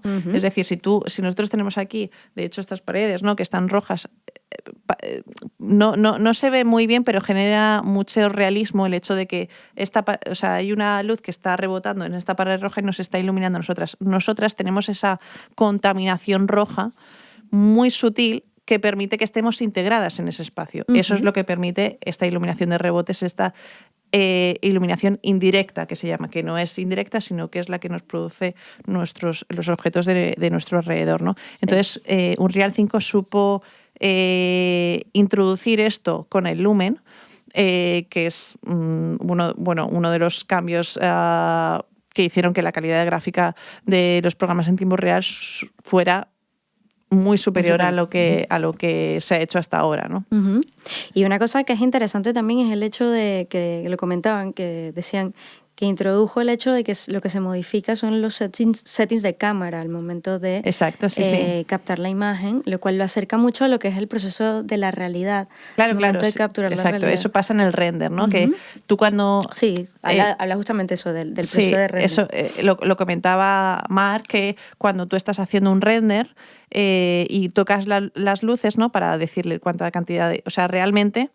Tú lo primero que piensas cuando haces un render, imagínate un exterior sobre todo, es ¿dónde está el sol? Claro. Aquí, ¿vale? Son las 3 de la tarde, pues hace una luz en y tal. O son las 8 de la tarde, imagínate, por verano, y hace una luz más superficial a la superficie, ¿no?, más indirecta. Entonces, tú no tocas ese sol, o sea, no le dices al sol, ilumínate más. No, tú tocas el ISO. Tú tocas la cámara, como claro, si fueses un fotógrafo en un exterior real, ¿no? Entonces tocas la cámara para, o sea, si quieres potenciar un poquito más la iluminación, pues le abres a lo mejor apertura de diafragma, velocidad de obturación e ISO. Exacto, ¿no? Tocas los parámetros de la cámara. Del sol lo único que tocas, en cierto modo, es para que el render te vaya más deprisa, más despacio, digamos, esa cantidad de rebotes. Y es lo que comenta Javi, cuanta más cantidad de rebotes, más te cuesta, ¿no? Totalmente. Pero tocas la cámara. Claro. O es lo que se debería hacer, que puedes tocar el sol, pero no es lo adecuado. Y una cosa también, bueno, que es importante saber aquí es cuál es la diferencia entre la iluminación en tiempo real y la bakeada, que el baking es un tema que ahora vamos a tocar ahora después de escuchar el testimonio de Javi tocaremos en detalle, pero bueno, a ver qué nos cuenta él, ¿cuál es esa diferencia? Si tú, por ejemplo, quieres hacer un render, puedes jugar con la iluminación y te puedes explayar y lucir, porque al final te lo va a aguantar porque es un render. Si vas para tiempo real, puedes utilizar luces dinámicas que afectarán a los objetos, producirán sombras y iluminarán al tiempo real. Y si no puedes utilizar eso porque la aplicación no te lo permite, en el sentido de que el dispositivo para el que va no lo aguanta o lo que fuere, puedes vaquear la iluminación, que eso para que nos entendamos es como si tú en la textura dibujaras las luces y las sombras de cada objeto, habiendo puesto primero una iluminación previa. Entonces tú iluminas como quieres que se vea, le das el vaqueo y es como si te tintara todos los objetos con las luces y las sombras. ¿Qué ocurre? Que eso es una iluminación fija, luego no va a cambiar aunque tú muevas una luz, porque la textura, o sea, sí que va a cambiar, pero como las luces no las vas a poder mover en la aplicación porque no te permiten, es como, digamos, de falsear una iluminación, como si pintaras en la textura las luces y las sombras. Esta técnica es muy interesante aquí, bueno, para entendernos, una cosa es la iluminación, como habíamos hablado hasta el momento, en tiempo real, donde si por ejemplo lo llevamos al mundo de los videojuegos, se genera esa iluminación en el momento en el que se está renderizando el juego, se está cargando el juego, se está procesando, y lo que sucede con, por ejemplo, una experiencia VR, donde necesitas también por el tipo de dispositivo en el que se va a reproducir, optimizar al máximo la experiencia, y una manera de hacerlo es bakeando la iluminación. Es decir, pintándola sobre todas las texturas. ¿Qué es lo que sucede cuando, y a mí me ha pasado en procesos en los que estamos trabajando en una aplicación VR y estamos, bueno, dando feedback, y de repente me tocaba decirle a Archai o a Javi, no, bueno, que necesito que este sofá lo movamos 3 metros hacia la derecha. Vale, lo movemos, pero me dice, pero vamos a tener que volver a hacer el render, ¿lo sabes? Yo, no, claro. La razón era que ya la sombra de ese sofá había sido bakeada, es decir, pintada, planchada sobre el suelo donde estaba ese sofá o sobre la pared donde estaba apoyada ese sofá, y por lo tanto, si se movía el sofá, quedaba la mancha de la sombra antigua. Claro. Entonces él tenía que mover el sofá, volver a procesarlo para poder sacar un nuevo entorno donde las sombras estuviesen colocadas correctamente. Sí. Es ahí la diferencia, y bueno, que al final es un proceso más ligero para el dispositivo que lo tiene que reproducir. Sí, esto, digamos, mientras estás reproduciendo, o sea, mientras estás viviendo esta experiencia, sí que te quita un montón o sea, hace que la aplicación vaya mucho más deprisa, pero eso no quita que cuando se está generando el 3D, ¿no? Cuando estos artistas 3D, cuando hacen la iluminación bakeada, también es como el tiempo de render, ¿sabes? Que te puedes tirar 3 días hasta que se bakee la luz. Que, por cierto, el término de bakear es como un anglicismo, ¿no? Que lo hemos castellanizado. Creo que en castellano es algo así como cocinar la luz, pero es como cocinar la luz. Me suena súper raro, pero bakear es esto, ¿no? Y de hecho, bueno, hemos hablado, digamos, de todos estos procesos de optimización, ¿no? Y también les preguntamos a los chicos cuáles eran un poco los programas que más utilizaron, ¿no? Y es curioso porque tanto vieja escuela como nueva escuela, ¿no? Tanto Marc, Carlas, Archai y Javi confluyeron en que los programas que más se utilizan ahora mismo es primero Unreal, que es muchísimo más agradecido antes que Unity, aunque también se utiliza Unity sobre todo para más videojuegos, etcétera, pero sobre todo lo que es realismo lo consiguen con Unreal. Substance también lo utilizan como una herramienta muy buena para hacer texturas. Y por excelencia, cosa que nos ha llamado a todos mucho la atención en el mundo del 3D, Blender. Blender, que empezó siendo un programa así como que usaban 4 gatos de open source, es decir, es gratuito. Bueno, pues ahora mismo está en la cabeza de los programas que más utilizan los artistas 3D. Vamos a escuchar a Archai y a Javi porque es así. Tiene una filosofía de empresa que me gusta mucho por el hecho de eso, de dejártelo gratis y que tú les puedas dar una donación. Entonces, no sé, es que si yo estoy utilizando una herramienta que a mí me supone ganar X dinero al año, pues claro que te voy a donar. Pero si yo soy una persona que acaba de empezar, me acabo de hacer autónomo, no tengo casi ingresos, es una ayuda que no tenga que pagar 3.000 euros que vale al mes hoy al mes, al año, un programa como puede ser el Maya o el Max, que también tienen sus versiones Lite, que pagas menos, tal, pero es que el Blender tienes todo el programa para ti, con una comunidad detrás, con gente haciendo add-ons que son como, digamos, módulos que tú instalas y según lo que quieras, o si lo quieres para animar, pues tienes add-ons de animación que te ayudan a hacer según qué cosas, pero si lo quieres para animar para modelar, pues también tienes más cosas. Entonces, Creo que la comunidad que tiene, el soporte que tiene, es muy bueno. Y no te sabría decir porque en la industria sigue siendo estándar el Maya y el Max, pero muchas empresas de videojuegos tipo Ubisoft, Epic, gente así, le meten donaciones cada año y trabajan con él. O sea que está claro que es algo muy importante ya dentro del Creo que además, creo que el open source, además, creo que la filosofía que tiene es, por así decirlo, no ser una competencia hacia otros, o sea, como juntar todas las empresas, pues es lo que ha dicho Javi, juntando dinero de Epic o incluso también de Nvidia o tal, que van metiendo dinero, porque también ahora mismo el 3D está en auge, está evolucionando. Y tú si tienes un producto propio, como puede ser, en este caso, Autodesk o Max o Maya, en el que son los desarrolladores los únicos que pueden evolucionarlo y no la comunidad es la que hace que crezca más aún, por así decirlo, el producto y se puede adaptar a la filosofía que podemos tener los artistas o los requerimientos que necesitamos. Como ha dicho Javi, desarrollas add-ons, desarrollas nuevos plugins, de repente algo no funciona, te metes en el foro y hay 1000 personas dispuestas a ayudarte, hay un montón de foros en Discord para ayudarte, entonces como que está muy, muy abierto porque ahora es donde tenemos que crecer en ese sentido. Es que es curioso que Blender haya sido, ahora mismo es como el top de los programas que utilizan los artistas. También hay otros muchos, ¿no? También hay programas muy específicos.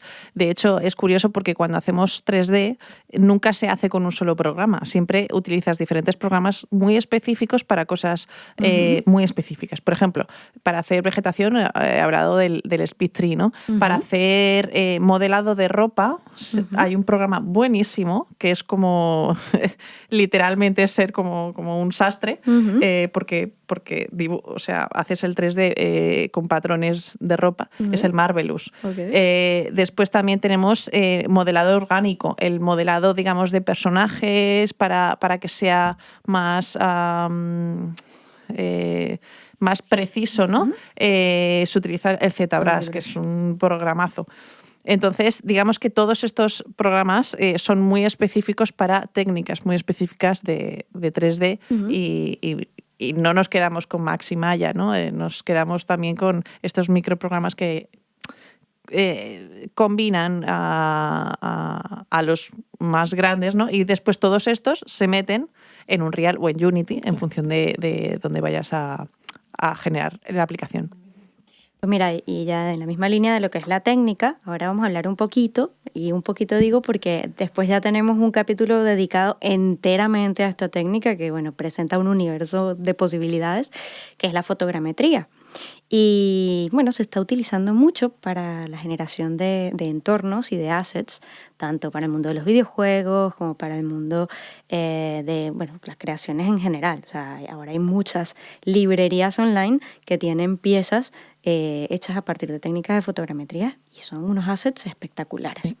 Entonces, Archai nos cuenta algunos ejemplos en los que ha trabajado y ha tenido que aplicar esa técnica en sus proyectos.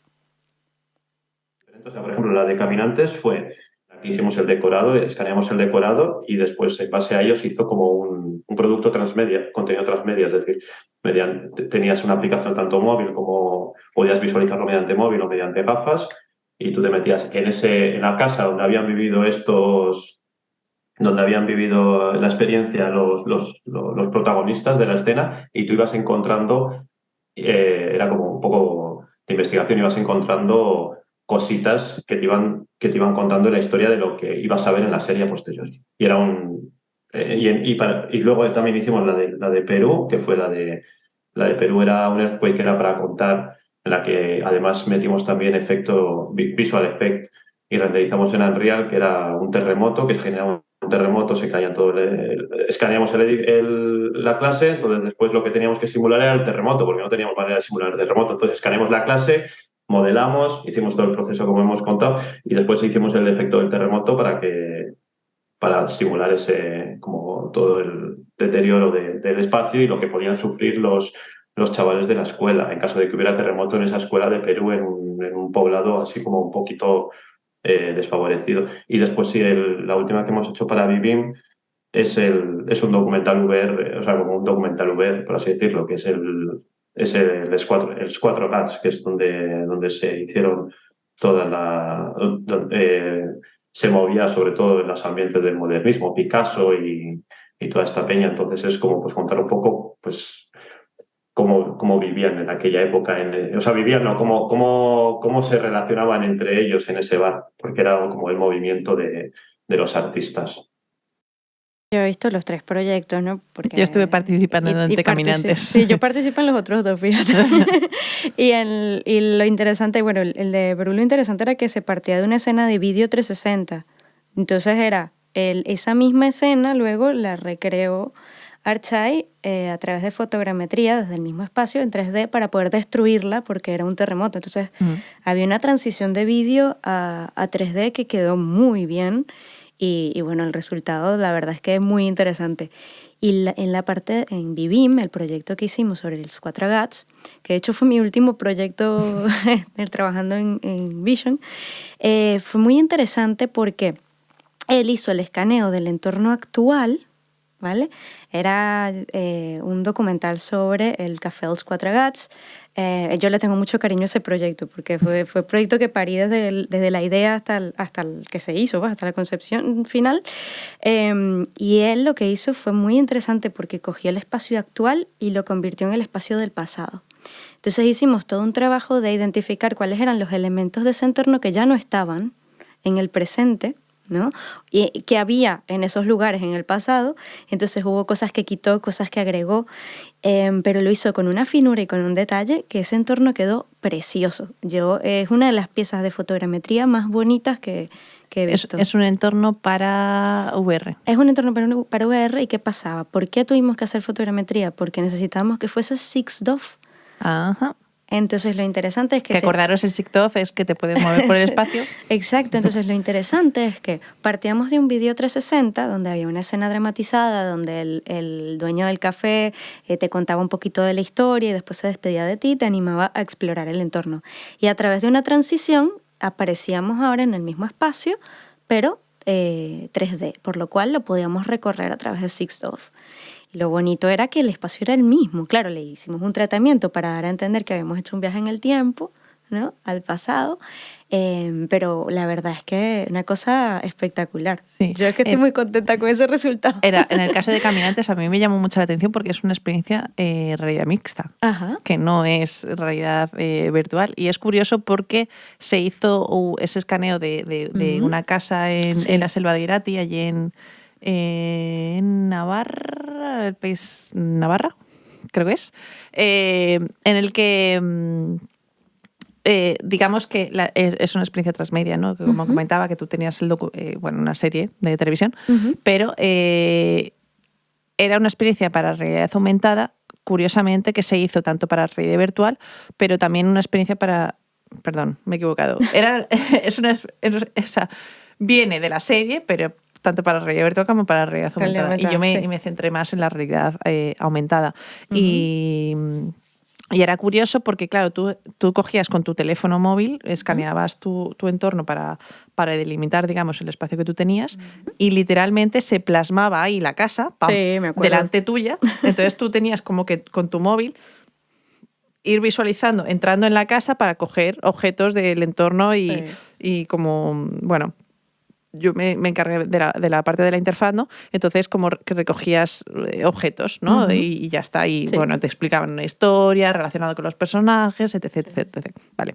Entonces, es curioso porque tú, digamos, entrabas literalmente en tu espacio físico, siendo el espacio virtual de algo generado con videogrametría, como fotogrametría generado en 3D. Bueno, es decir, es como un montón de técnicas ahí puestas todas juntas. Que además luego, lo que es interesante es que, vale, hacen el escaneo del espacio, pero luego también tienen que escanear todos los objetos que estén allí dentro. Esos son los props, que es lo que props. Algunos sí que los recreaba Archai, por ejemplo, hubo mesas y sillas que modeló desde cero, tomando la la foto como referencia.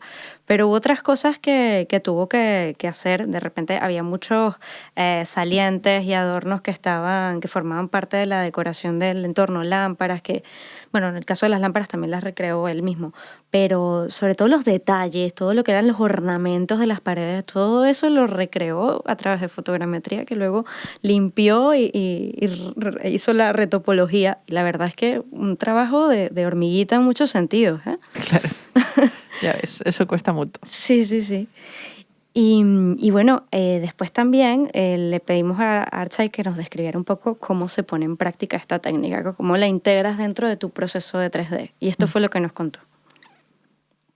Ya empezamos a desarrollar otra técnica que, además de todo el proceso de la fotogrametría, o sea, obtenemos malla, obtenemos textura y optimizamos, hacemos el paso de normales para integrar en Unity. También metimos un flujo en medio, o sea, una pauta en medio, que era integrarlo dentro del Substance Painter para cada objeto escaneado o espacio escaneado, lo que fuera. Cada material que contenga todo el escaneo, porque tú cuando escaneas solamente obtienes textura difusa, textura de albedo, que es la del color, pero tú también quieres que, obviamente, que si es un metal, que se comporte como un metal, que tenga un comportamiento basado en físicamente realista. O si es un metal, o si es una madera, o si es un tal, pues darle a todo esto todos los detallitos de cada uno de cada material.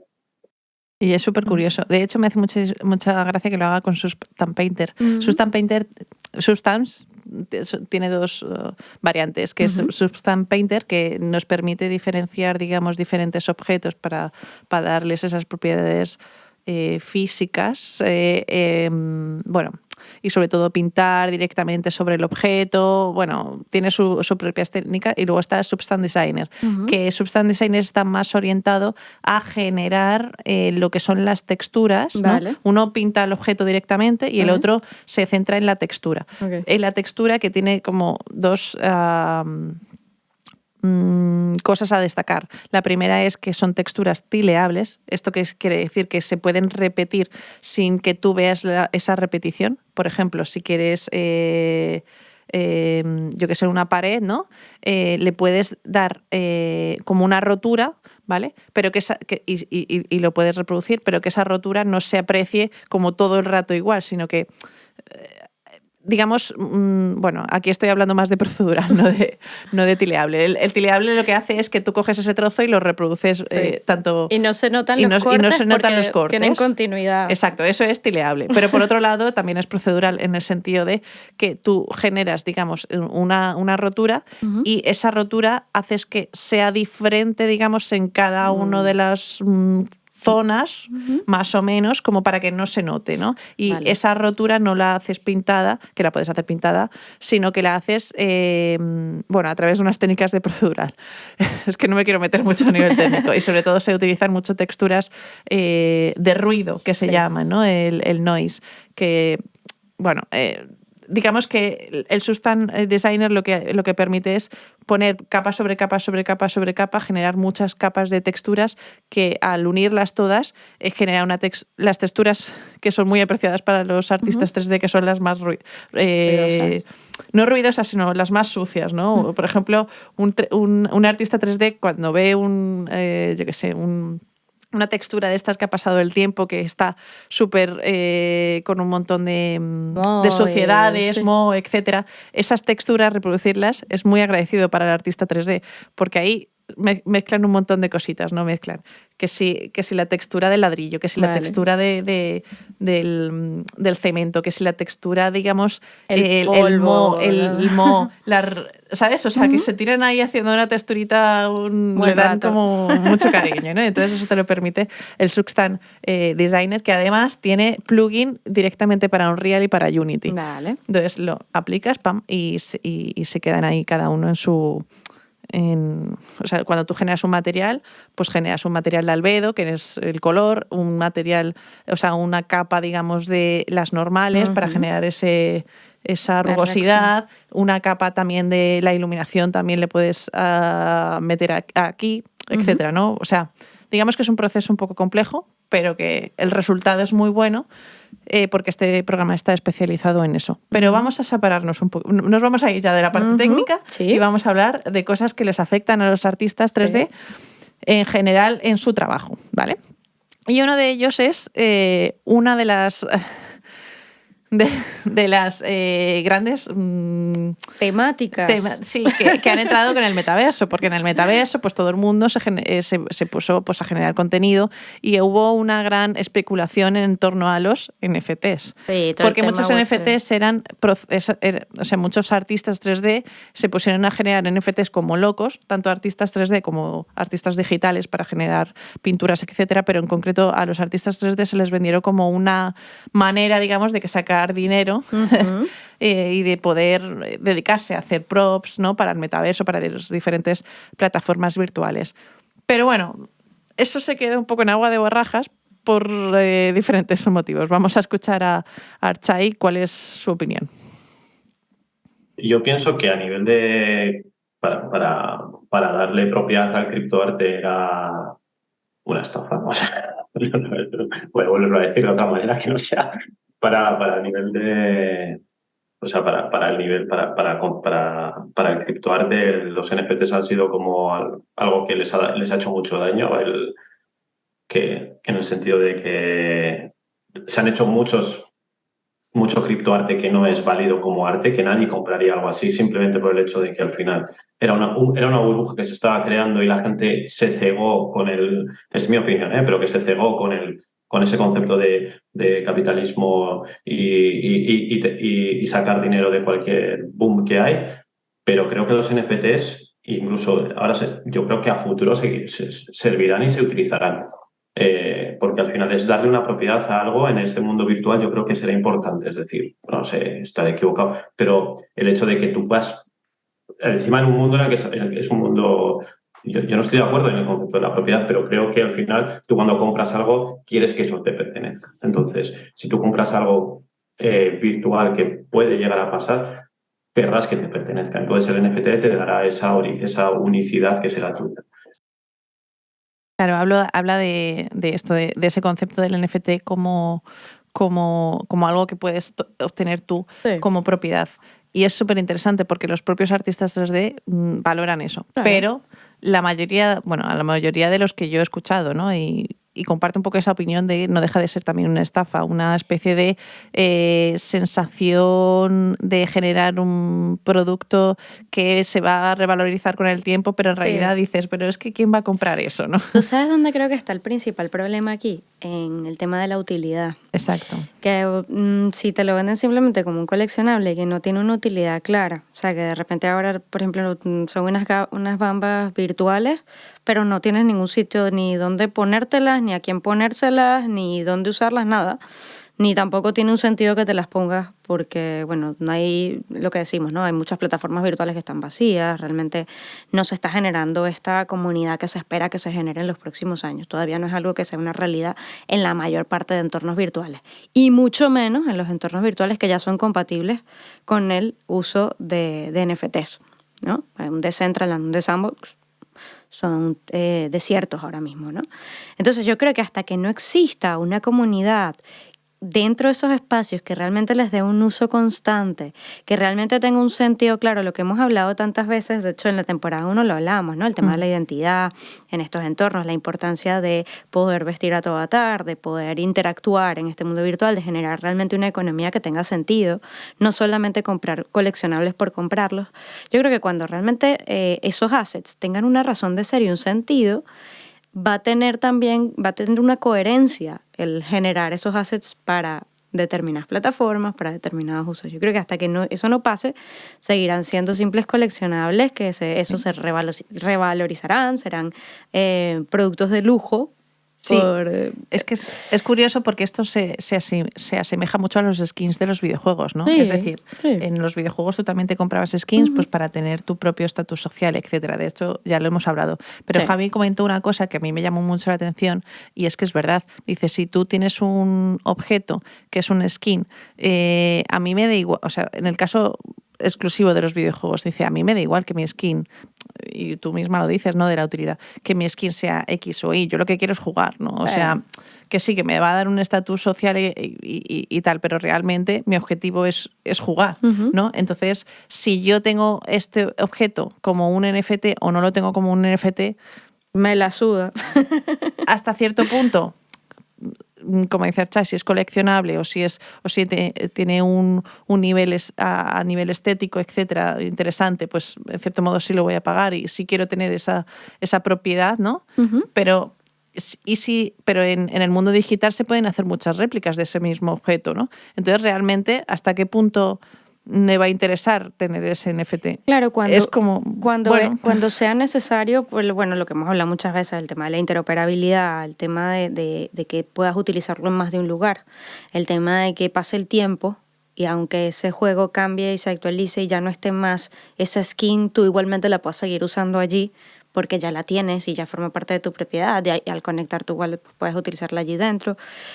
En ese sentido, pero como todavía no existe un mercado lo suficientemente útil y lo suficientemente lógico, ¿no? en estos temas, yo creo que todavía no tienen, para los gamers por lo menos, no tienen el sentido que deberían tener o que podrían tener en una realidad en la que esto realmente tenga una base de seguidores más grande. Claro, y esto sí porque estamos dando como el punto de vista de la utilidad del usuario, pero desde el punto de vista del artista que lo está creando, claro, se le dio como una falsa esperanza de, no, esto te va a sacar, vas a ganar mucha pasta haciendo props como un desgraciado. ¿Por qué? Porque vas a hacer objetos 3D para gente, pero realmente es en plan, bueno, a lo mejor esto llega a su fin demasiado pronto. Claro, porque se centraron en el hacer por hacer en masas, pero ¿y con qué fin? No lo sabemos. Bueno, si es solamente para que la gente lo coleccione, bueno, ahí caerá de lo que dicen a huevo raja, porque al final no hay un sentido detrás de la iniciativa. Y ya está. Sí. Después, si seguimos un poquito hablando, hemos hablado de los NFTs, también vamos a traer como las diferentes técnicas, no solamente técnicas de 3D, sino técnicas que no son puramente 3D, pero que están ayudando al mundo de 3D, a los artistas 3D a desarrollar su trabajo. Sí. Y entre ellos vamos a meternos... Sí, tenemos varias cosas, ¿no? En cuanto a avances. Por un lado, y aquí yo creo, Yaisa, ya te lo digo, que este tema merece un capítulo también. Sí. Que es el de Virtual Production, ¿no? Totalmente. Y Virtual Production ha ganado muchísima fuerza gracias a Unreal. ¿Qué es lo que nos permite? Nos permite traquear la posición de una cámara, ¿ok? Una cámara física, ¿vale? En el mundo virtual.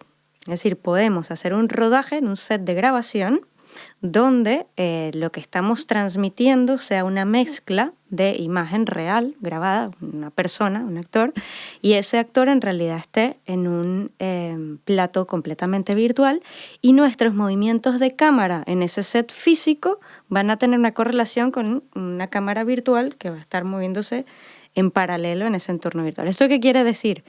Que, y esto se puede hacer a través de técnicas de croma, por ejemplo, a través de pantallas también de LED, se ha utilizado la técnica. Caso, por ejemplo, de Mandalorian es un buen ejemplo.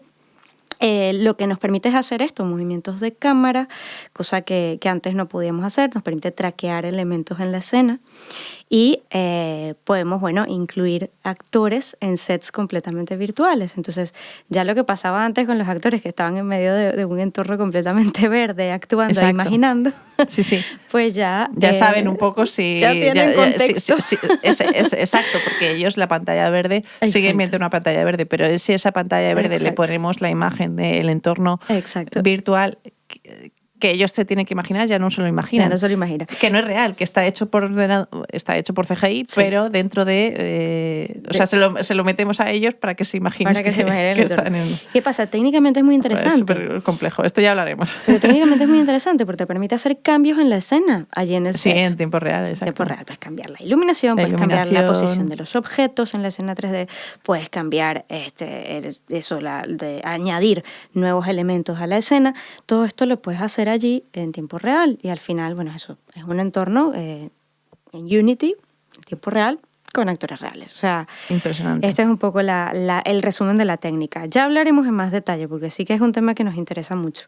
Luego tenemos las técnicas como la videogrametría, que también en esta temporada tenemos un capítulo. Un capítulo solo para eso. Solo para esto, que nos permite hacer una grabación de una persona, ¿no? Y traducirla en un modelo 3D animado. Una persona, también en algunos casos de animales, aunque eso ya es un pelo más complicado, pero podemos hacerlo. Cualquier elemento que queramos grabar en vídeo y trasladarlo al mundo virtual. Luego también tenemos la IA. La IA, que ya hemos hablado de ella. La IA, que bueno, están saliendo un montón de herramientas, pero quizás la que ahora mismo nos impresiona más es Nerf, sí, que tiene la posibilidad de crear entornos virtuales a partir de imágenes 2D. Pero además con... Que es como la técnica inversa al render. Al render. Que del render tenemos un entorno virtual tridimensional 3D, hacemos un render, ¿no? Y nos sale una imagen 2D. Aquí es al revés, tenemos esa imagen 2D y una inteligencia artificial nos convierte ese 2D a un escenario 3D. Exactamente. Qué fuerte. Entonces es muy heavy. Es muy heavy.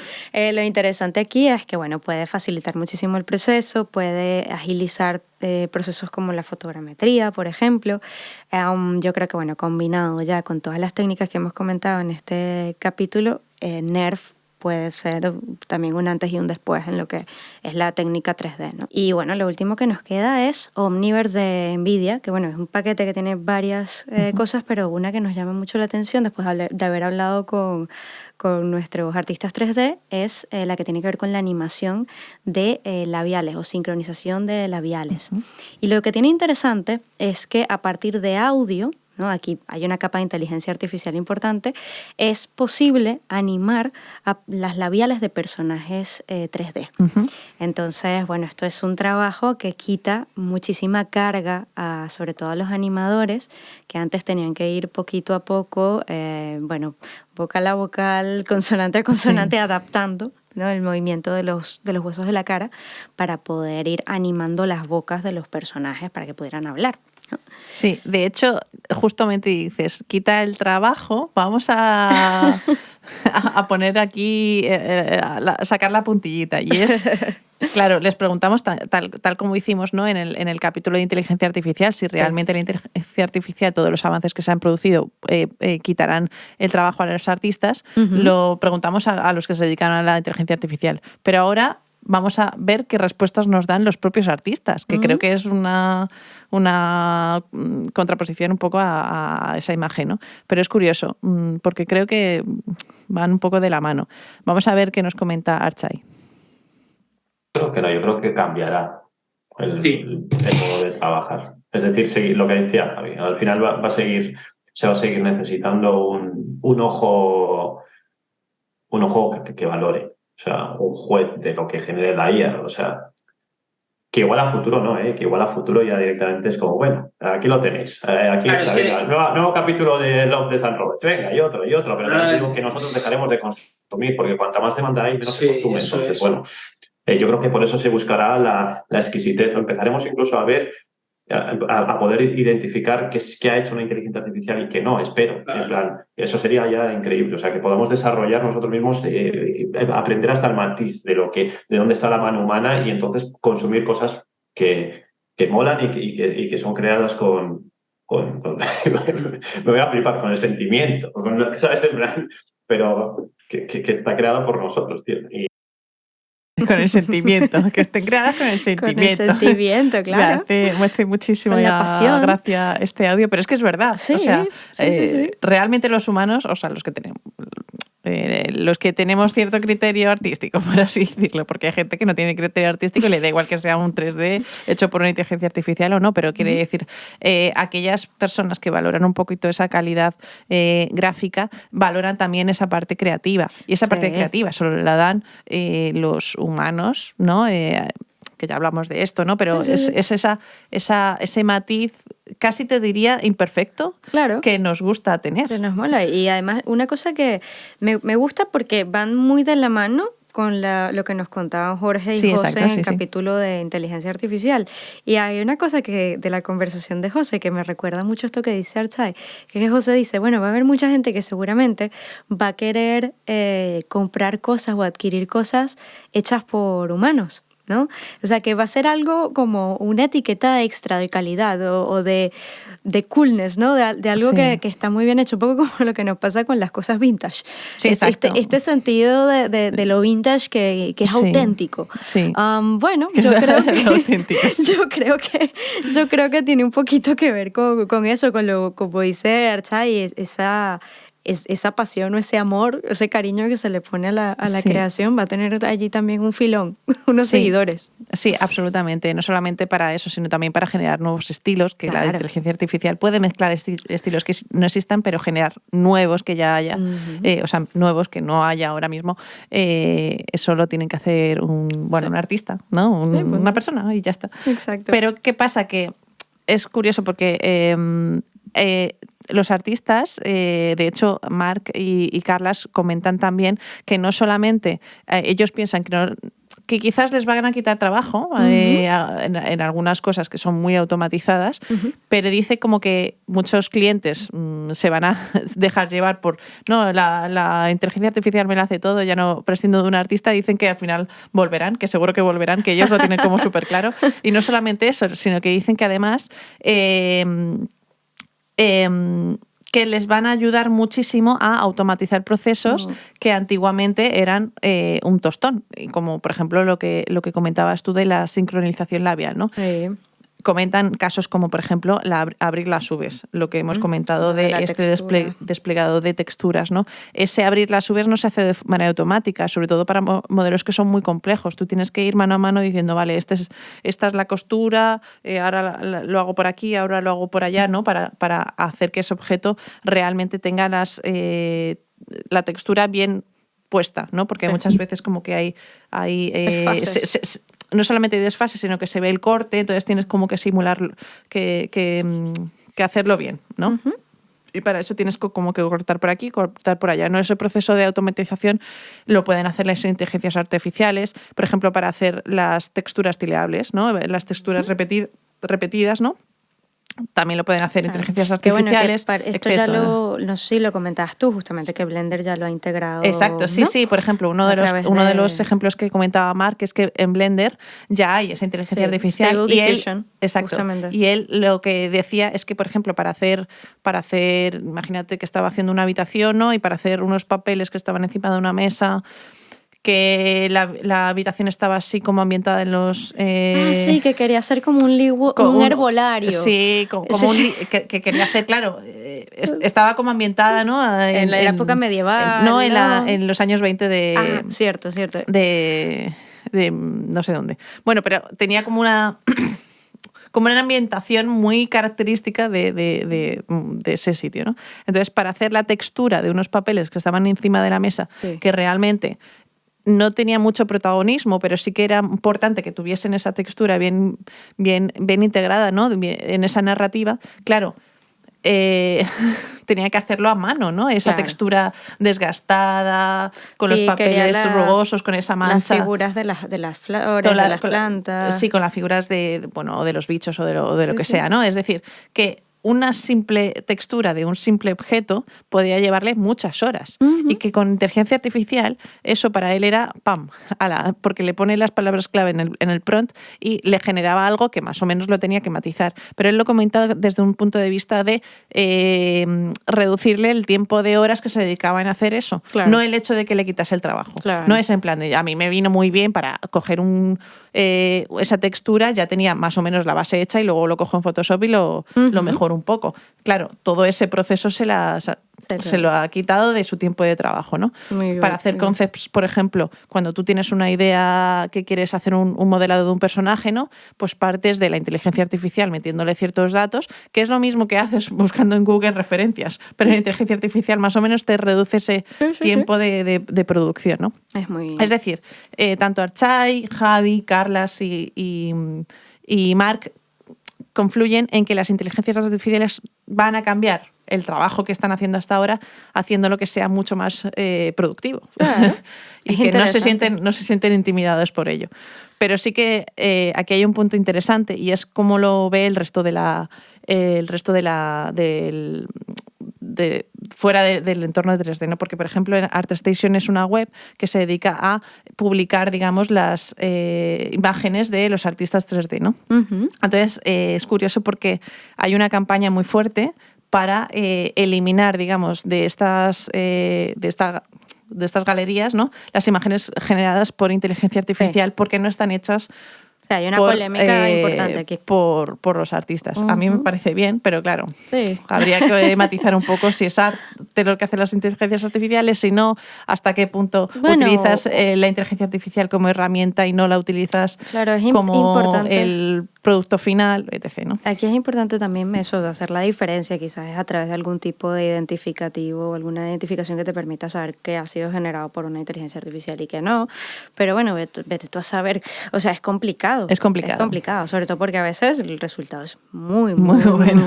Entonces, bueno, aquí esto también da para un debate larguísimo. Ahora un poco para cerrar, les preguntamos que cuál creían ellos que era el futuro del 3D, ¿no? Y esto fue lo que Javi nos contó. Es que es difícil realmente esta pregunta, no difícil porque sea compleja, sino porque realmente el 3D va a donde la gente quiera que vaya el 3D, no es que vaya a un fotorrealismo o vaya a un no, va a donde el proyecto lo necesita. Por ejemplo, en tema de animación, si tú te ves una serie de Netflix que se llama Love, Death and Robots, que son todo capítulos cortos de animación, todos, hay animación fotorrealista en 3D, hay animación hay animación en 3D cartoon, hay animación en 2D cartoon, entonces depende de lo que vayas a hacer. Si te vas al metaverso, el metaverso y las herramientas que se utilizan para generar los diferentes metaversos, por así decirlo, tienen sus limitaciones. Y las limitaciones te las ponen las herramientas. Si vas a hacer VR, XR, pues eso, realidad aumentada, pues hombre, no es lo mismo tener un iPad M1 nuevo que te puede permitir que más o menos el modelo tenga más polígonos o mejores texturas que un Samsung de hace 7 años, que ya existía, ¿sabes? La R. Entonces depende mucho del dispositivo y del proyecto. Pero hacia dónde va, obviamente, todos los caminos van a mejor. ¿Y con esto qué quiero decir? El fotorrealismo va a ser cada vez mejor y más fotorrealista, pero el AR se va a ver mejor. El que hace cartoon porque quiere hacer cartoon tendrá herramientas que en unos años será mucho más fácil hacer cartoon. Los videojuegos, lo mismo. Entonces, es que no es que vaya a un sitio a otro, va a todos a la vez. Al final lo que es interesante es que esta técnica ha avanzado tanto hasta un punto en el que, como dice Javi, ya está en todas partes, ¿no? Y está en auge precisamente, creo yo, porque es una técnica que resulta muy útil en escenarios sumamente creativos, en escenarios más técnicos, en escenarios destinados a generar experiencias de entretenimiento, a generar experiencias educativas, en fin. Creo que es transversal a todo y ahora sobre todo con el nuevo planteamiento de lo que será la siguiente iteración de Internet, con la llegada de los contenidos inmersivos cada vez más democratizados y con los contenidos tridimensionales cada vez más en auge, yo creo que es un espacio muy interesante para ellos. Sí, de hecho, desde mi punto de vista, va a ser uno de los sectores que más va a aumentar a nivel de trabajadores de Seguro. todos. O sea, para mí, Seguro. y de hecho, casi te diría que la juventud de hoy en día podrá utilizar el 3D como nosotras utilizamos una imagen 2D, ¿no? En el sentido de que cada vez integraremos mucho más un concepto tridimensional en nuestro cerebro como algo naturalizado. Sí. Yo lo veo así. Y de hecho creo que hay más trabajo que nunca en el sector del 3D. Lo que hay es que mejorarlo a nivel administrativo, ¿no? En el sentido de que se tiene que regularizar, que eso es otro tema que... Sí, que esto es algo que también nos dejaron caer todos, ¿no? La necesidad de que esto forme parte finalmente que haya de un sector bueno, específico. Que sí lo hay, ¿no? Pero quiere decir que se regularice bien, porque ahora mismo a los artistas 3D se les mete dentro del diseño gráfico, que no tiene nada que ver, pero bueno. Que lo conecto mucho con lo que nos decían Vicky y Lorena en la temporada 1, de la necesidad de que también el XR forme parte de un sector reconocido, ¿no? Que no se meta siempre en el saco de los contenidos audiovisuales. Sí, que el mundo audiovisual no es audiovisual, que ya está muy, muy, muy desarrollado hay como mucha para diferenciación. Poder ponerle la etiqueta correcta. Así pues es. Muchas gracias por este capítulo, Jimena. Igualmente, Yai, ha sido un gusto.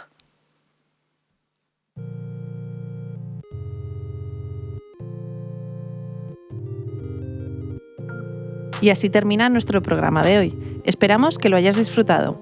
Hemos aprendido de las diferentes técnicas que utilizan los artistas 3D para realizar proyectos en XR y las diferencias con el render tradicional. Recuerda que subimos un capítulo cada 2 semanas y puedes escucharnos a través de Anchor, iVoox, Spotify, Google Podcast, Amazon Music, YouTube y Apple Podcasts. Además, para saber más sobre Metaversadas, déjanos tus comentarios y comparte tus inquietudes en nuestras cuentas de Twitter, Instagram, Facebook y LinkedIn. Si crees en este proyecto y quieres apoyarnos para que siga creciendo, te invitamos a donarnos un café a través de nuestro perfil de Ko-fi. Puedes encontrarnos fácilmente como Metaversadas. Este podcast es producido y locutado por Yaisa Moreno y Jimena Tormo en Chicago Way Studios, Barcelona. En los controles se encuentra nuestro técnico y amigo Mr. D. En el vídeo, Andrea Díaz. El soundtrack del proyecto es obra del maestro del sonido Arturo Aguilar. Mención especial a Victoria Tormo por darnos visibilidad en redes sociales y a la gente que nos apoya para hacer este proyecto posible. Muchas gracias por escucharnos. Te esperamos en el siguiente capítulo.